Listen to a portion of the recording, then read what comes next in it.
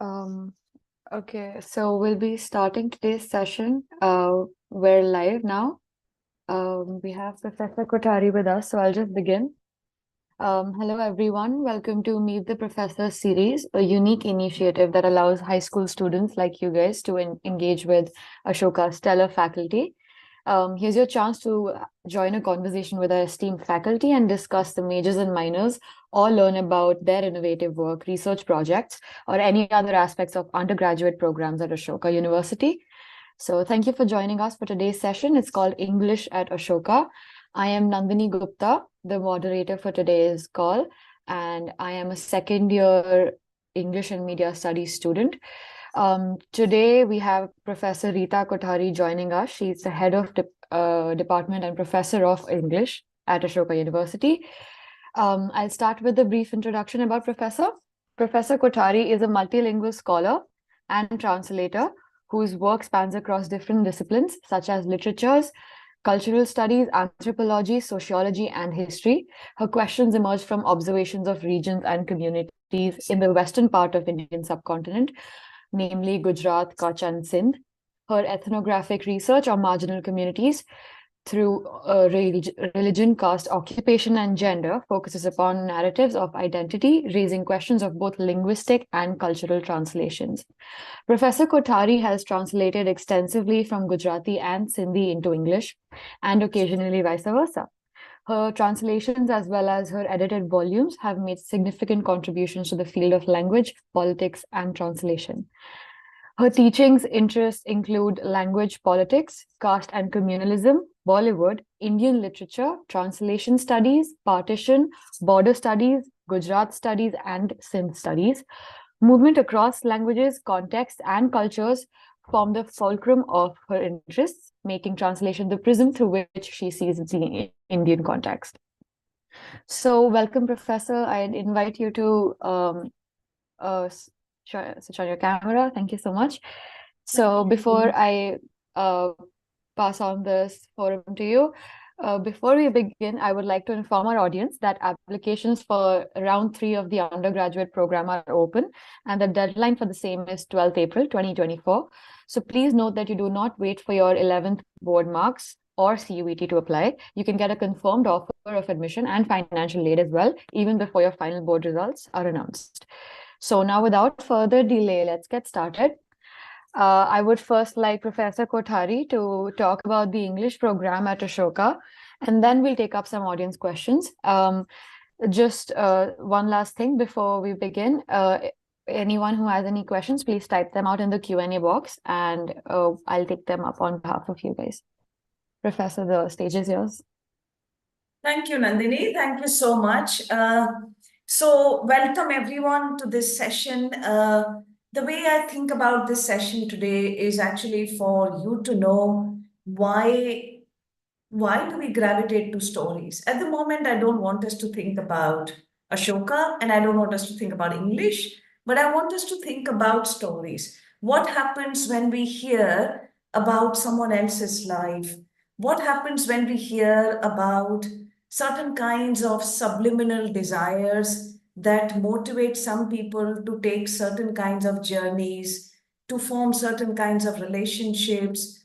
What are some of the ways by which incomplete desires, unfulfilled desires, make us think of life in a certain way? I'm thinking here, for instance, when I was your age, and my father introduced me to Jane Austen's famous novel, Pride and Prejudice.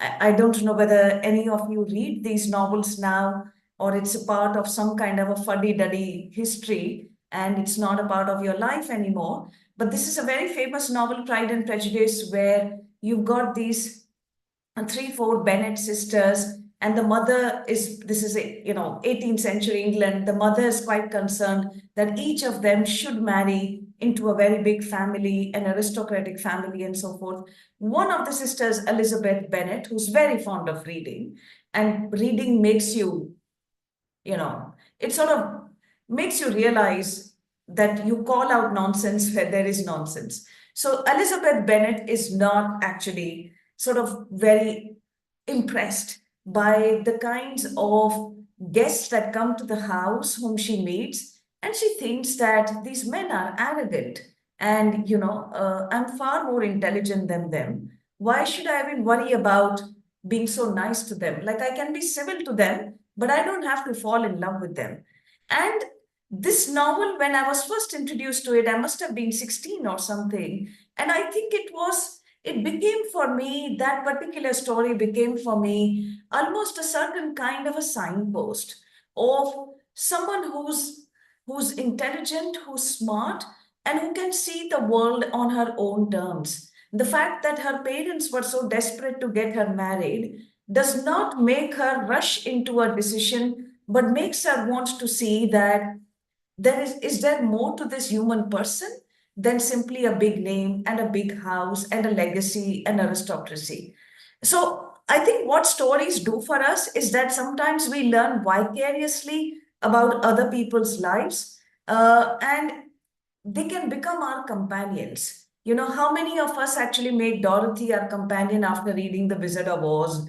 How many of us, for instance, watch Game of Thrones and some characters become a part of our everyday life?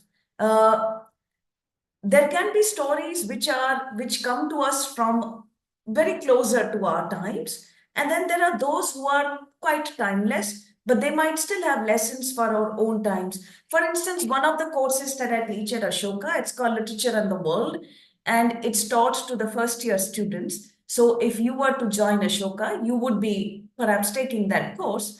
And our job is to kind of show to students what is a literary way of reading something. And one of the things I do in that course is to go through literature from all kinds of parts of the world to see how does literature talk about the family.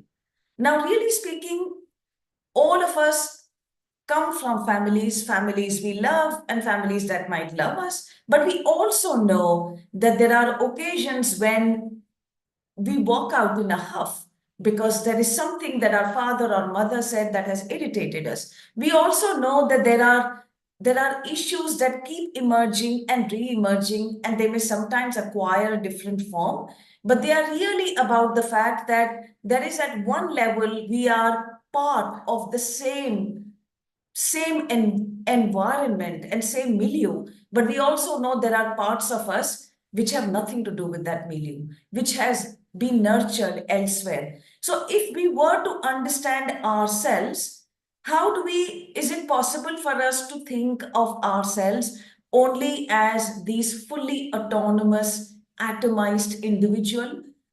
Or is there a self which is kind of mediated by also the environment we live in, the family we live in? And how does literature talk about this? Literature shows you with more subtlety and complexity than anything else that our self is constantly intertwined with the other.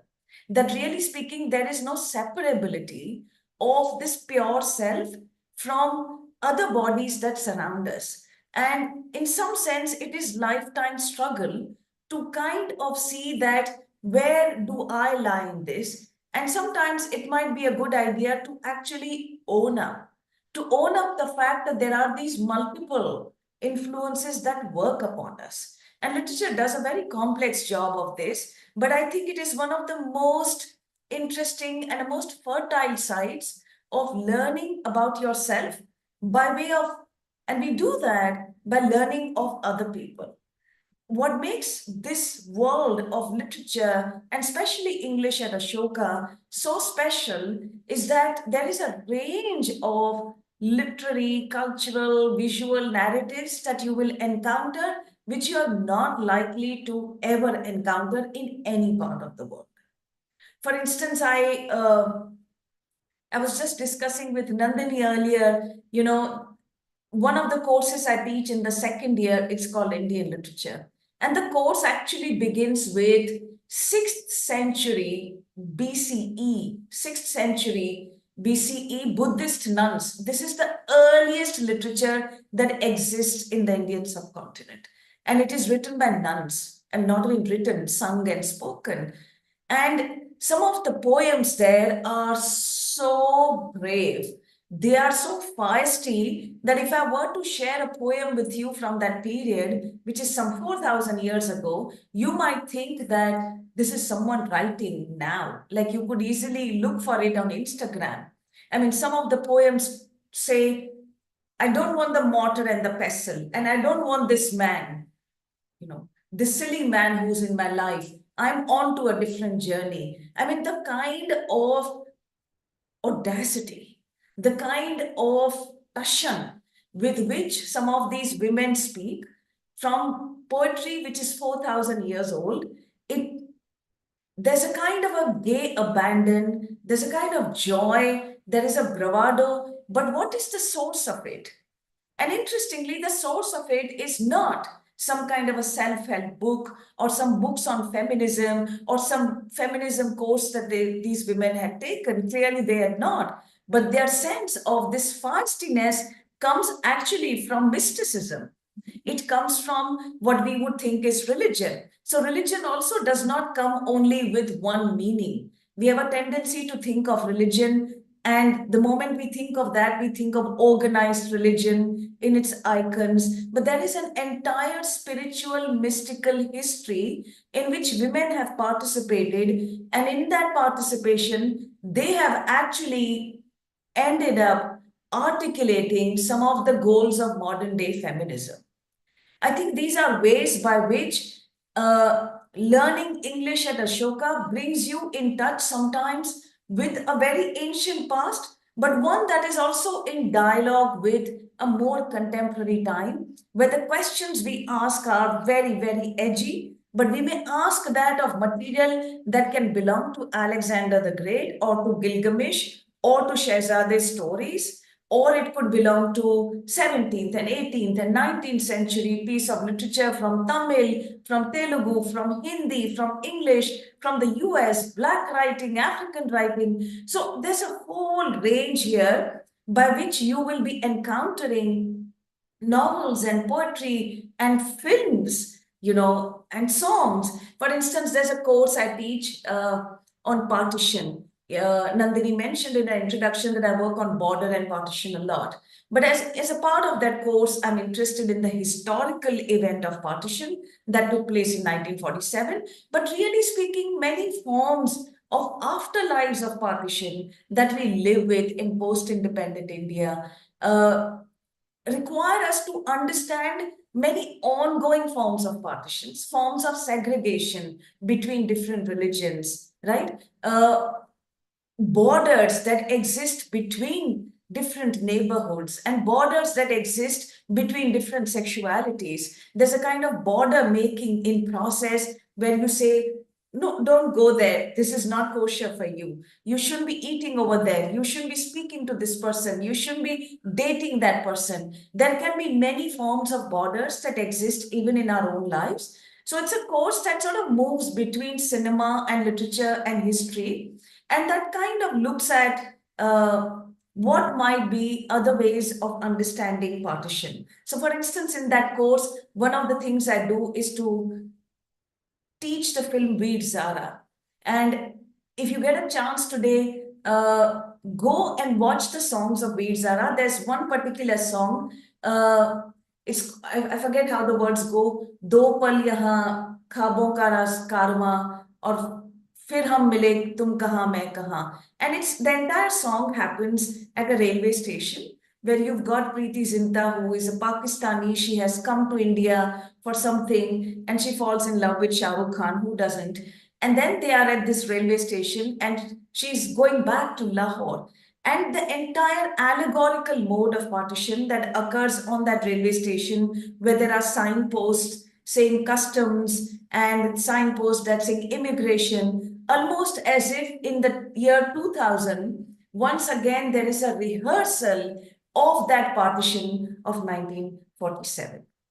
Similarly, that song, the mystical poetry that I was mentioning to you earlier, the Buddhist nuns, I usually end that particular session about mysticism and nuns and so on by actually a song from Coke Studio Pakistan. And if you have time today, go listen to that as well. It's a song by Abida Parveen, who's actually one of my favorite singers in the world. And that song almost sort of says, tu jhoom, tu jhoom, tu jhoom, that you dance. You are in a state of trance. So, what if you are a woman? So, what if you carry a woman's body? That there is a particular kind of joy and gay abandon that women are capable of, and go participate in it and go love it. And there are meanings that words love can acquire, which are very, very rebellious and very subversive, right? So, this is just a flavor of some of the things that I do, but I'm not the only one who's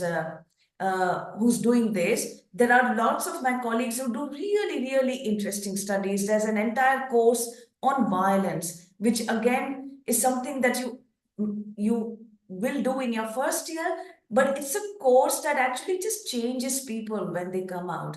You will do courses on gender and sexuality.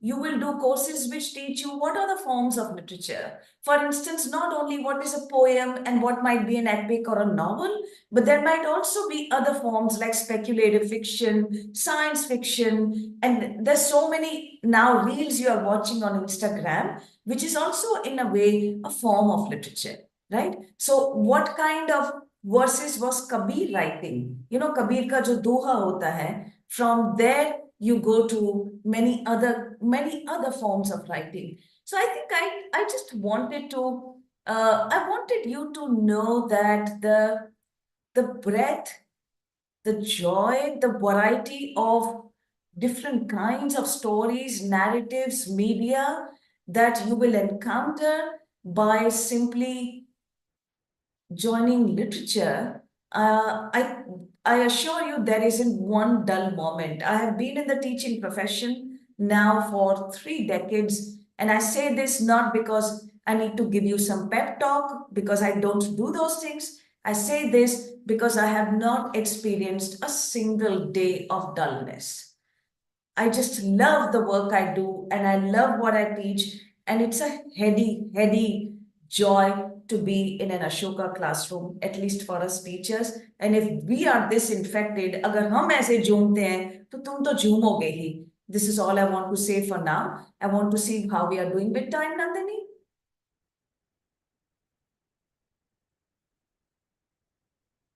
Professor, we have a couple of minutes if you would like to go on, or we can bring up some questions that the audience would like to hear. Yeah, I think we can start with Q&A and then I can speak again. Okay. So I'll present some questions that will help our audience to get a better understanding of everything. Sure. So to begin with, you are known as a multilingual scholar, as I mentioned in the introduction, and a translator, and you've translated extensively in Gujarati and Sindhi. So my question to you would be, and if you'd be so kind to answer, what led you to pursue translation professionally and academically, and why do you think it's important?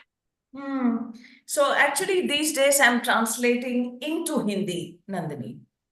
Okay. Yeah, I'm translating an 18th century Sufi poet into Hindi.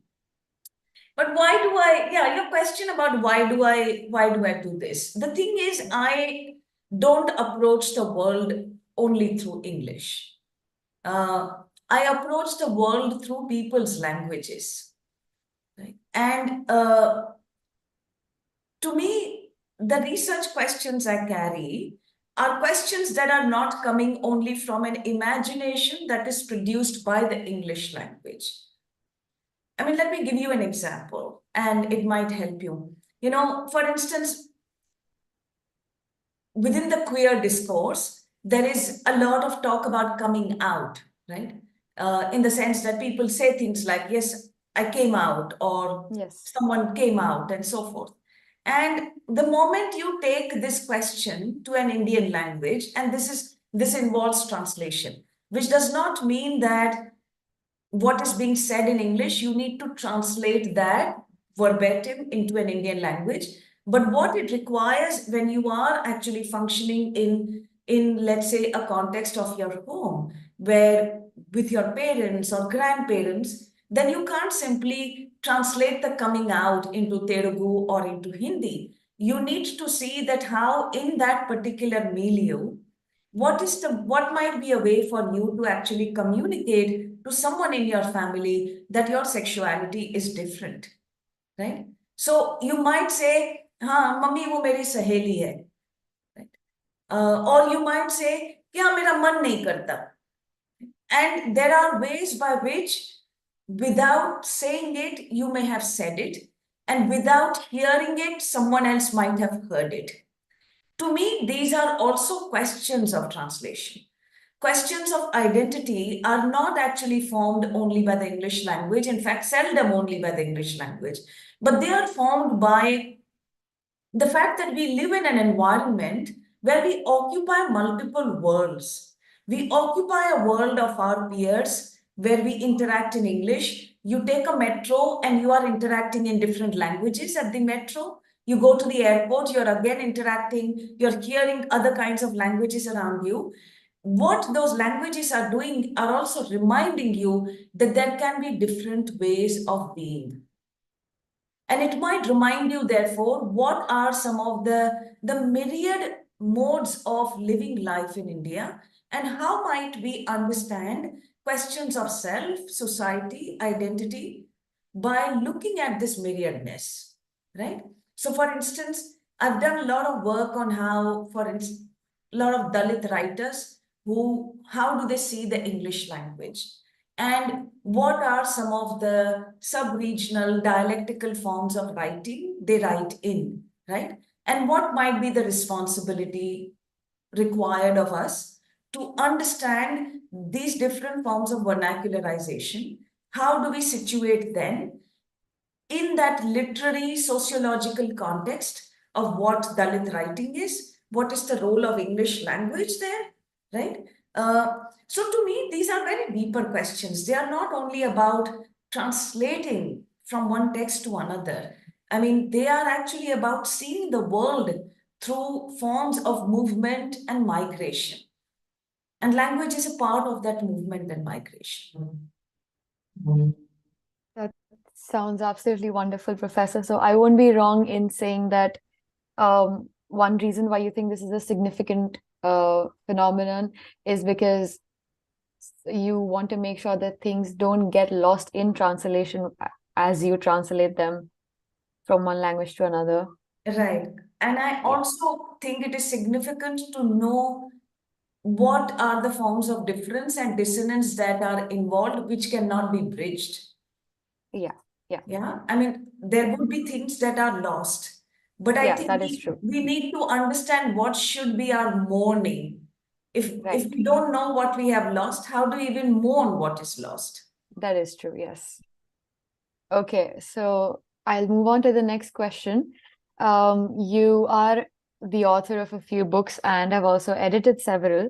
One book, the recent book that you've come up with called Uneasy Translations. Could you maybe talk a little about that for us? Hmm, sure. So, I Yes. mean, this actually builds up very nicely from our previous conversation, which is that translation is not only about accomplishing a task, Nandini. It is not only about completing a project. So if I'm, for instance, if I've read a story in Urdu and I'm translating into English and I think, okay, my job is done. The translation leaves me with a haunting. It leaves me with a lot of questions. And very often those questions, they exceed the project and they become a part of my research, they become a part of my thinking and so forth. And so these are questions then that become a part of meditation on these meanings in the book. To give you just one example, because this is something I did in my class few days ago, uh, a colleague actually introduced me to a story by this writer called Abdul Bismillah. And Abdul Bismillah is a very interesting Hindi writer. And the story was about this man called Salman something, who's going to the city to visit one of his former students. And the former student's name is Mishri Lal Gupt, who had learned Sanskrit from Salman. Now, we would not think of a Muslim teacher teaching Sanskrit, right?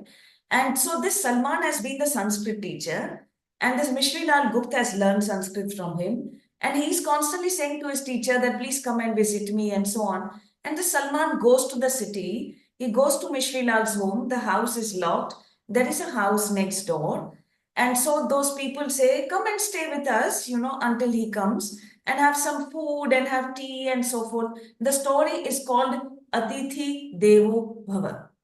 Now, the words Atithi Devo Bhava, which is that guest is divine, comes to us from the Rig Veda. Right? Pitru Deva Bhava, Matru Deva Bhava, Atithi Deva Bhava, right? That the guest is divine. So it has a very, very Rig Vedic Hindu, if you like, lineage, the story. And so this man is being treated like a guest properly by, this family and he sits there, he has tea, he has food. And at some point they are asking him, "To aap Mishri Lal ke bhai lagte ho?" And he says, "Nahi, nahi, nahi. Shagir tha wo mera, like he was my student." And then they say, "अच्छा, तो आप खुद गुप्ता नहीं हो?" And he says, "नहीं, मैं मुसलमान हूँ." And they become quiet. And he was eating rotis, and the fourth roti does not come to his thali. And he's immediately given, instead of the steel glass in which he was given water, that is removed, and he's given kach ka glass. Because the idea in certain very sort of chust Hindu sterile homes is that these burtan get contaminated by the touch of another caste, another community, and so forth. There is so much that happens quietly, and he's bewildered and he sits there. And the story ends by saying Mishri Lal Gupta had still not arrived. And the story ends there. Nothing dramatic is happening over here. Now, would I translate this story? Maybe I might be able to do it, but that is not the point. The point for me is also the fact that this particular story, it's titled Atithi Devo Bhava from Sanskrit, is played out so ironically, right? And then there is some politics about Sanskrit. There is also an intertwining with Hindi and Urdu. And then I take that into English. What happens in this entire journey is that there is a story of caste, of religion, of language, all that has played into this particular story. It opens up a lot of questions to discuss and to write. And translation is not only about translating it, it is also about opening up those questions. So, uneasy translation uses translation as a scalpel. When a surgeon is using a scalpel and opens up the body, I use translation as a scalpel and I open up a story with it. And I begin to show some of the very subtextual, subliminal meanings that might not be possible for us to understand if we are reading it only in Hindi or only in English. It's when you bring these languages into intimacy with each other, then it opens up many other meanings and it can become a very, very interesting exercise. Thank you so much, Professor. That's a very productive and fresh way of looking at translation as a concept. I'll ask you another question. Since you're here with us, I'm sure the audience would like to know what your areas of interest are and what courses you teach here at Ashoka. Yeah. So, the English at Ashoka, like all actually subjects at Ashoka, the first year you do a lot of foundation courses, right? So English department offers two types of foundation courses. It offers great books. Some of my colleagues teach that, and it offers something called literature and the world. And when I was talking to you earlier about a course that is built around how does literature look at family, uh, it is a course called Literature and the World, which I teach, and I teach that in the first year, right? So, which is also a kind of a way of talking to students who have just come from school to see what is a literary way of thinking, right? For instance, one of the, if you like, arch families, like uber families in the history of civilization is the family of the Mahabharata, is that of the Pandavas and the Kauravas. Like there is no tussle there is no fight there, which we don't know about. In the sense, some form or in some form or the other, all these fights are something that we have either witnessed or experienced or known about, right? So, for instance, disputes over property, which the Pandavas and the Kauravas, I mean, even today, Indian courts are filled with cases about disputes over property. Then questions of identity. Look at what happens between Karna and Arjun, right? There are competing claims depending on what the location is. Arjun has been supported so much by Krishna. Arjun is born a Kshatriya. Therefore, many doors open up for Arjun in a way that they don't open up for Karna.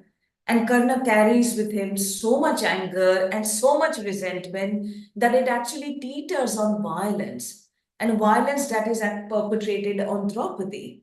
Now, if you look at Draupadi's own case, for instance, there is very clearly sexual assault, which is again, we know that it continues to happen, and very often the perpetrators can be from people around us.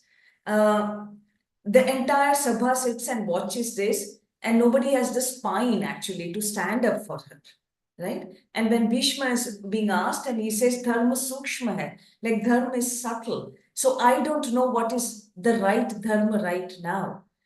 And people take refuge very often in this kind of sophistry because they are not able to kind of both have the spine to take a position. So it's a course that begins with some episodes of Ramayana and Mahabharata, especially Mahabharata. And then it goes to a Kannada novel in translation. Then it goes to an English novel. Then it goes to a novel from Kenya. And then it goes to some poetry. Then it goes to some cinema. So that's what I do in the first year.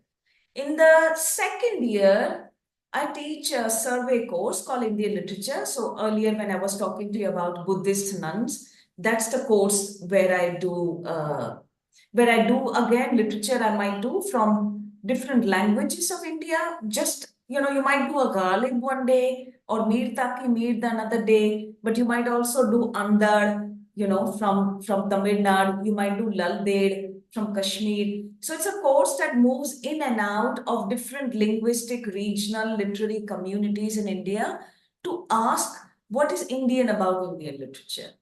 I mean, really speaking, it is not one fixed body, right? Nor is Indianness a very fixed adjective that we can sort of use in a completely static manner all the time. So the course kind of looks at that.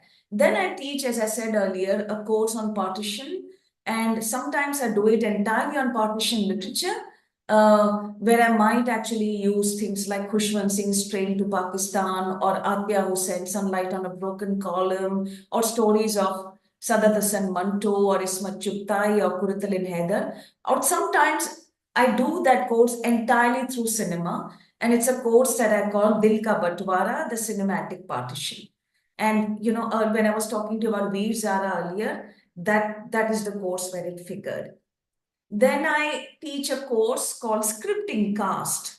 And it's a course that kind of looks at how do we understand caste, not only by externalizing it and saying that, oh, yeah, this is a Dalit person and this is a Dalit person's life, but also to understand where do not only our privileges come from, but what, what are some of the very, very implicit, unspoken modes by which we are constituted, right? So, for instance, our own upper casteness may not lie only in the fact that life has given us certain privileges, that we can sit in this room today and talk like this, but it is also about the fact that there might be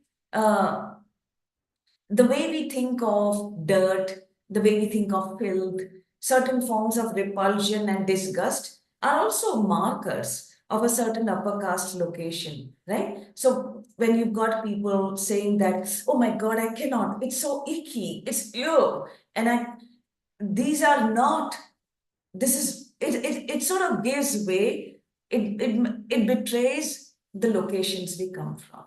Not everybody would be talking like this, right? And not everybody's relationship with the very materials around us would be formed in this manner. So it's a course that looks at literature, but it looks at literature through this, through the politics of language that underlies a lot of so-called neutral, innocent literature. It's sort of, once again, there is a different scalpel that is used here to do that.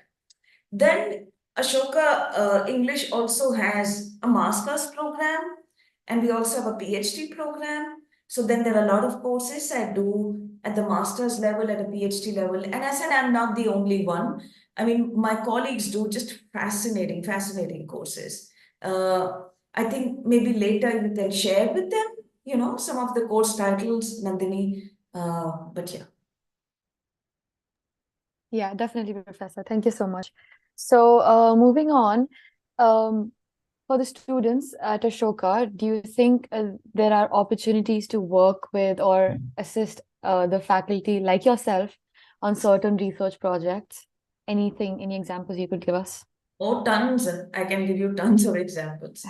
Uh, I co-wrote with an undergrad student. I was talking to you about scripting cast. A student of mine who was in that course, and both of us had just fascinating conversations. And it just turned into like, we felt like maybe we want to write about this. We wrote together. We wrote an article on Shyam Benegal's film Manthan, which was made in the 1970s. Uh, and it came out as a paper in a very prestigious journal. So I work all the time with students. I have a student right now. That student and I are looking at music and translation. I run the Ashoka Center for Translation. And one of the things we did was that we got a bunch of students to say that what is it to translate a song into your own language? So we came out with a very popular, timeless song called Pyar Hua Ikrar Hua, Pyar Se Fir Kyun Darta Hai Dil, which is Raj Kapoor, Nargis, Shri 420, old song, but it's just one of those classic love songs, like that other song from Jo Jeeta Vai Sikandar, which is also a Pehla Nasha, Pehla Kumar. These are just some of these very timeless songs, and they're quite easy also. So we got a bunch of students to workshop with us, and students themselves actually translated this particular song in Bangla, in Bhojpuri, in Haryanvi, Marathi, Gujarati, Sindhi, uh, all kinds of languages, right? About at least 10, 12. And then we were looking at all the material together and asking questions like, okay, what happens to the word pyar? That in Tamil it becomes another word and it has slightly different connotation, right? And then we kind of began to push and ask what happens to melody, what is the role of music, and so forth. What is the history of songs between different languages? And so, right now, I'm working with a student on this project, right? Sometimes students have also helped me design courses. Sometimes students have also been my research assistants. And so, there can be many other, I mean, many things happen organically, right? Yeah. Uh, Thank you so much, Professor. I can vouch for that myself as a student here that the opportunities are endless. Once you get into conversations with the professors here, you students realize how much there is that we can do, how much productive we can get. And on that note, in your opinion, what do you think a student with an interest in literature should look for in a course while selecting a college? And I'd like to ask a follow-up question on that. What courses at Ashoka do you think are different or more holistic than other courses anywhere where else? Uh, I don't want to, it's not appropriate for me to sound very self-congratulatory and say we are the best. But Yeah. unfortunately, we are the best. And I say this not because I think there are stunning individuals in many departments, and I think they have done far more with students who come from very, very diverse backgrounds. So I don't want to undermine that even for a moment. But I'm saying this now because at this particular historical juncture, the combination of people who work on such a different range of things. I mean, I would strongly encourage you to look up the profile of each and every person. There are 12 members in my department.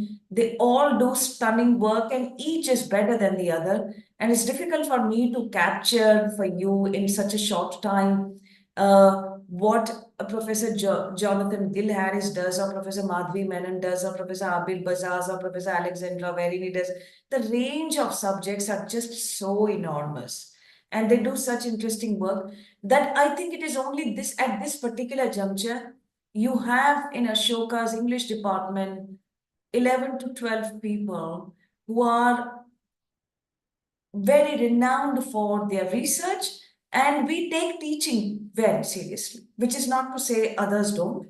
I mean, that's the thing about Ashoka, I think, and that I have to say very confidently that when you get star faculty and stellar people in certain universities abroad, they are not this committed to teaching. We are so kind of involved, engaged with our students. Like, I personally feel that actually my intellectual questions get better when I talk to students. Uh, and so I don't even think that, oh, teaching is takes me away from my writing books time. In fact, they both form a synergy for us. So I think that stance, that commitment makes it quite special, Nandini. And yeah, so I mean, I would, if I felt that there was certain problem here, then I would qualify my statement. And ideally, I like to qualify, but I have to say, for someone coming from high school and wanting to do a literature degree, there isn't anything like this. Absolutely, there isn't. Absolutely agree with you, Professor, on that.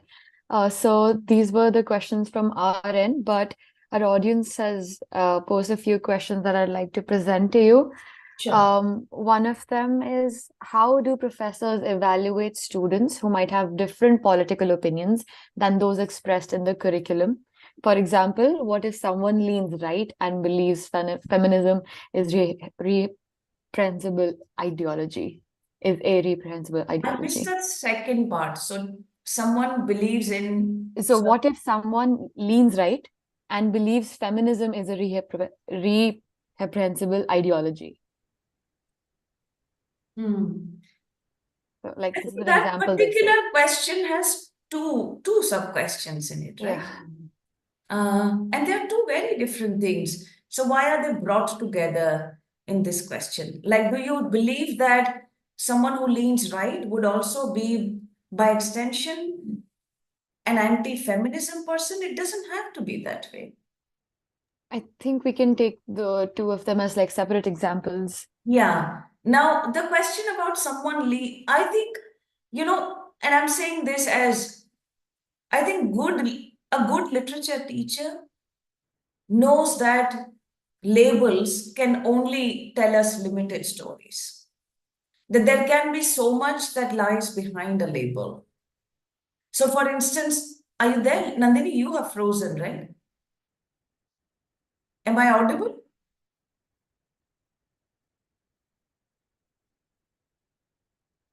Am I audible to anyone? Okay, I'll just continue.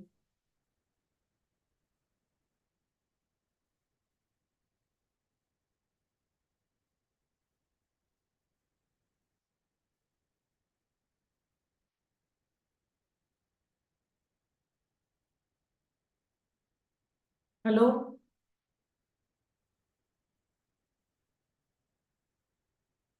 Uh, can I just continue? I don't know. I think Nandini's bumped off here. Nandini, we lost you for a moment, I'm and I so wasn't sorry. sure. Oh, yeah, I'm so sorry. I got disconnected. The Wi-Fi Yeah. went out. Okay, Yeah. so maybe just get one more person also to confirm that. I thought Yeah. I No, had no, lost I connection. apologize. I apologize. That's on Yeah, my no, end. no. Yeah. So what I was saying is that, yeah, you were saying that we could treat these two as two separate questions, and that's what I'm Mhm. trying to do. So first of all, this idea of leaning right or being right wing, I think these labels are used very easily. Yes. And I don't know what that means unless I hear what that means. You know what I Mhm. mean? I Yeah. mean, for instance, sometimes there are students who I know in my class have are practicing religious people, whether Hindus or Muslims, and Mm.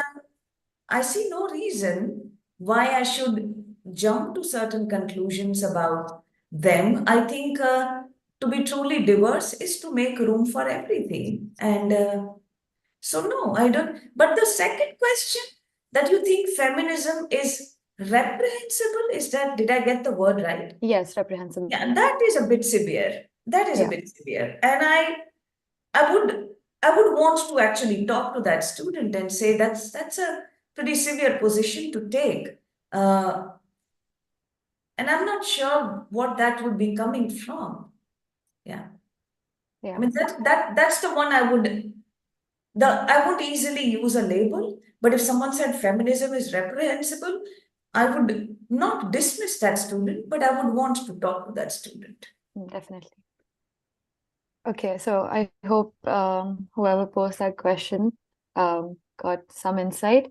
Moving forward, does Ashoka negatively evaluate those students who had a backlog or are pursuing a gap year? Does someone has posed this question? No, I mean, who, even if you had a backlog earlier, but at the moment you are trying Yeah, your best, that is what counts, right? yeah, Yeah. yeah. Um, and so next question is, what are some common mistakes candidates make in their applications which result in them not being shortlisted for further rounds? That one I will not answer because Yeah, I've not been part of that process. yeah, yeah, yeah. And this is the good thing about Ashoka, that we are Yes. not actually selecting you. Mm, Right? There's a very, very rigorous, robust system yeah. by which your selection is done. Mm, Uh, I mean, even if, for instance, I had a child of your age and I want them to join Ashoka, I don't have a means of assuring or ensuring that. yeah, that is very true, actually. So then we have lastly, I am a 10th grader. How should I go about literature from here on to prepare to join Ashoka University? Should I read literature anonymously or is there any set path for No, there literature? isn't a set path. What I would suggest is, if you're reading, then your job is already done, Mm, right? Because nobody who's someone who does reading, I think it becomes so evident in what you write, in what you speak, and how you think, that there is a texture to your world which reading creates for you. And that is not something you manage to acquire by going to a class, by taking a certain workshop anywhere. So if you are reading, you are already a winner. Now, all you need to make sure that you're also thinking about what you've read. You're thinking through the questions of what you've read. And you're yeah. allowing those questions to percolate and permeate into you. And you're thinking, okay, this is what that character did. What was that about? What is this situation? How do I understand this situation that occurs in this novel? Why do I think of this novel as one that ended on a tragic note? Even though sometimes there is a fairly happy ending, so to speak, but you can still go away from great literature with a feeling that no, all was not well. That this is a Pyrrhic victory, that it looked like there was victory, but it's a victory Was that that? came with certain prices. These are questions that reading enables you to do. So I'm so glad you are reading. I won't worry about anything else, Mhm. actually. Yeah, I totally agree with you, Professor, and correct me if I'm wrong.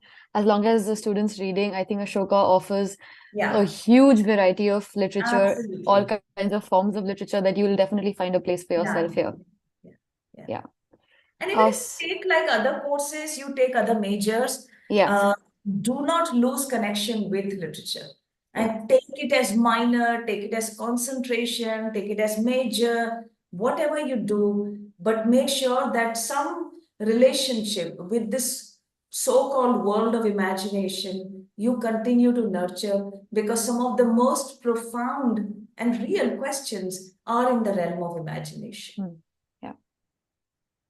Thank you so much, Professor. Those were all the questions the audience had. I'd request you to give us any closing remarks on your end if you would like to say anything to summarize this talk.